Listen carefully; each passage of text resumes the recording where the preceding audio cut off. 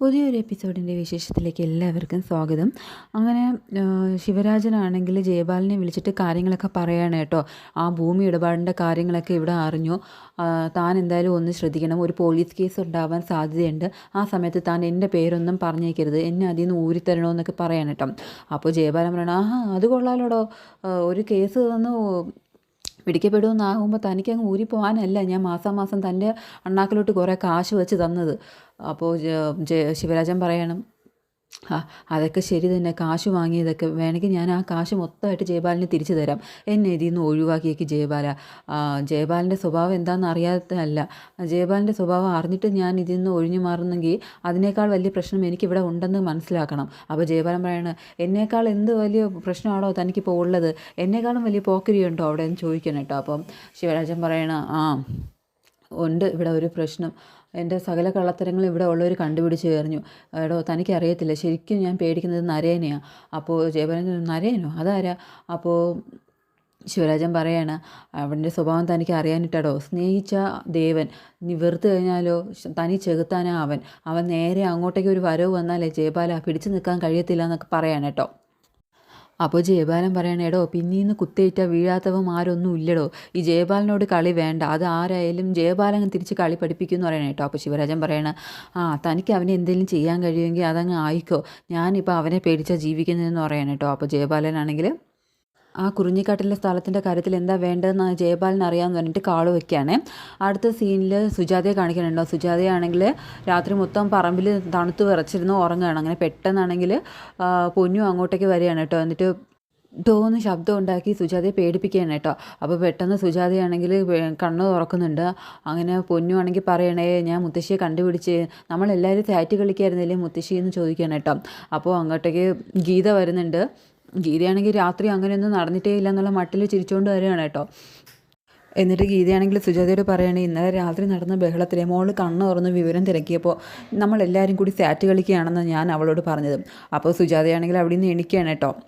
എന്നിട്ട് സുജാത പറയണ, അതെന്തായാലും നന്നായി, ഇവിടെ നടക്കുന്ന കാര്യങ്ങളൊക്കെ ഈ കൊച്ചു കണ്ടു പഠിച്ചാലേ നാളെ എൻ്റെ മോൾക്കും എൻ്റെ ഗതി തന്നെ ആവും എന്ന് പറയാണ്. അപ്പോൾ ഗീത പറയണ, അമ്മ എന്താ അമ്മേ, അതൊന്നും ഇതുവരെ വിട്ടില്ലേ, ദാസേട്ടൻ ഇന്നലെ കുടിച്ച് ബോധം പോയപ്പോൾ പറഞ്ഞതല്ലേ അതൊക്കെ, അമ്മ അതൊക്കെ ഒരു സ്പോർട്സ്മാൻ സ്പിരിറ്റിൽ അങ്ങ് എടുത്താൽ മതി എന്ന് പറയണ കേട്ടോ. അപ്പോൾ സുജാത തിരിച്ചു പറയണ, അത് കൊള്ളാം, രാത്രി കുടിച്ച് ബോധമില്ലാതെ വെട്ടുകത്തിയുമായിട്ട് സ്വന്തം അമ്മയെ കൊല്ലാൻ നടക്കുന്നതാണോ നിൻ്റെ സ്പോർട്സ്മാൻ സ്പിരിറ്റ്. എന്നിട്ട് സുജാതയാണെങ്കിൽ പറമ്പിൽ നിന്ന് പുറത്തേക്ക് നടന്നു പോവാണ്. അപ്പോൾ ഗീത ചോദിക്കുകയാണ്, അല്ല അമ്മ ഇത് എങ്ങോട്ടാണ്, നമ്മുടെ വീട് ഈ സ്ഥലത്തല്ലേ ഇരിക്കുന്നത്.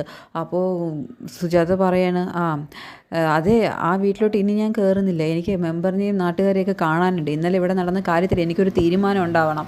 അപ്പോൾ ഗീത പറയണത്, അമ്മ വെറുതെ നാട്ടുകാരെ ഒന്നും ഓരോന്നും അറിയിക്കാൻ നിൽക്കില്ലേ, ദാസേട്ടൻ എന്തോ തമാശ പറഞ്ഞെന്ന് കരുതിയിട്ട് അല്ലെങ്കിൽ തന്നെ നമ്മുടെ വീട്ടിലെ പ്രശ്നങ്ങളും എന്തിനാ നാട്ടുകാരാണോ എന്ന് തീരുമാനം പറയേണ്ടത്. അപ്പോൾ സുജാത പറയണം, എനിക്കറിയാടി, രാവിലെ എന്നെ അവൻ്റെ മുന്നിൽ കൊണ്ട് നിർത്താമെന്ന് നീ പറഞ്ഞല്ലോ, അതൊക്കെ ഞാൻ കേട്ടായിരുന്നു എന്ന് പറയാം. അപ്പോൾ ഗീത പറയണ, അമ്മ ആദ്യം ഒളിച്ചു നിന്ന് കേൾക്കുന്ന ശീലം മാറ്റ്, വെറുതെ എന്തെങ്കിലും കേട്ടിട്ട് അതിൻ്റെ മുറ്റും മുനയും മാത്രം അറിഞ്ഞു വെച്ച് സംസാരിക്കില്ലേ എന്ന് പറയണം കേട്ടോ.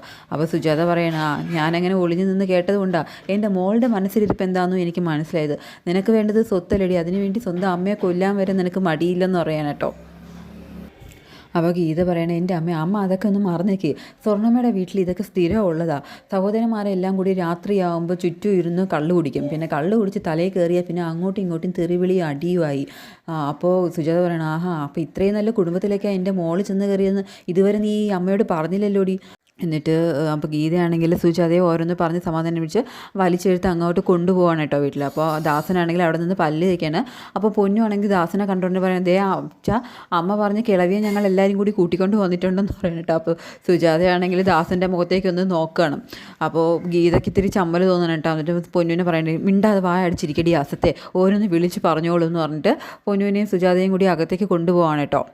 ഇത് കഴിഞ്ഞ് നരനെ കാണിക്കണം കേട്ടോ. നരനും മുത്തശ്ശനും അതുപോലെ തന്നെ അവരുടെ സെക്രട്ടറിയും കൂടി ഇരുന്നിട്ട് ആ കുറിഞ്ഞിക്കാട്ടിലെ സ്ഥലത്തിനെ കുറിച്ചും അരവിന്ദൻ്റെ മരണത്തെക്കുറിച്ചൊക്കെ സംസാരിക്കുകയാണ്. അപ്പോൾ മുത്തശ്ശൻ പറയുകയാണ്, ഇത് തനിക്ക് ഈ പണ ഇടപാടിനെ കുറിച്ചൊക്കെ നേരത്തെ അറിയാമായിരുന്നെങ്കിൽ ഞങ്ങളോട് നേരത്തെ പറയായിരുന്നില്ലേ, ഒരു മരണം ഒഴിവാക്കായിരുന്നല്ലോ. അപ്പോൾ സെക്രട്ടറി പറയണം, അത് പിന്നെ നേരത്തെ ഞാൻ ഇതൊക്കെ പറഞ്ഞിരുന്നെങ്കിൽ ആരും വിശ്വസിക്കത്തില്ലായിരുന്നു, ഇപ്പോൾ സാറിൻ്റെ കള്ളത്തരങ്ങൾ കണ്ടുപിടിച്ചത് കൊണ്ടല്ലേ. അപ്പോൾ മുത്തശ്ശൻ പറയണം, ശരിയാ, ഒക്കെ എൻ്റെ തെറ്റാണ്. എന്നിട്ട് നരനോട് പറയുന്നുണ്ട്, നമ്മളുടെ സ്ഥലം ഇടപാടിൻ്റെ പേരിലാണ് ഒരാൾ മരിച്ചത്. അതുകൊണ്ട് അവരുടെ മക്കൾക്ക് നീതി വാങ്ങിക്കൊടുക്കാൻ നീ നിന്നെക്കൊണ്ട് കഴിയുന്നതൊക്കെ ചെയ്യണമെന്ന് പറയാണ് കേട്ടോ.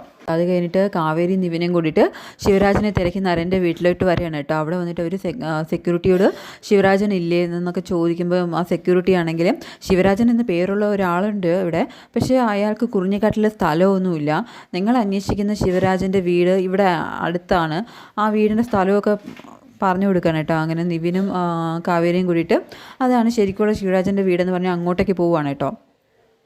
അങ്ങനെ അവർ പോയി കഴിയുമ്പോൾ നരനാണെങ്കിൽ സെക്യൂരിറ്റിയോട് വന്നിട്ട് ചോദിക്കുകയാണ്, എന്തോടോ അവരോട് ഞാൻ പറഞ്ഞതുപോലെ അല്ലേ പറഞ്ഞത്. അപ്പോൾ സെക്യൂരിറ്റി പറഞ്ഞു, അതേ സാറേ ശിവരാജൻ ഇല്ലേന്ന് ചോദിച്ചപ്പോഴത്തേക്കും ഞാൻ സാറ് പറഞ്ഞതുപോലെ തന്നെ പറഞ്ഞിട്ടുണ്ട്, അവർ വിശ്വസിച്ചെന്നാണ് തോന്നുന്നത്.